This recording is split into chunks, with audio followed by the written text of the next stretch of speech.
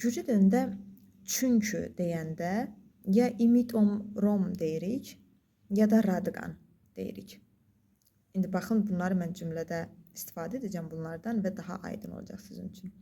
Məsələn, birisi dönür deyir ki, ratom cer im qalmit.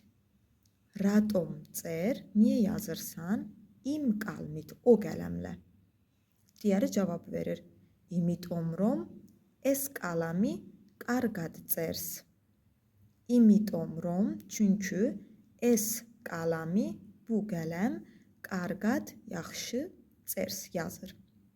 Ya da dostlar, burada imitomrom, bunun yerinə radqan, bundan istifadə edərsiniz və deyirsiniz radqan es qalami qarqad cers. Radqan es qalami qarqad cers. Çünki bu qələm yaxşı yazır deməkdir. Yəni rahatca imitomrom, radqan bunları bir-birinin yerinə, əvəzinə işlədə bilərsiniz. Ratom niyə sualına cavab verdiyimiz zaman, bir şeyin səbəbini dediyimiz zaman.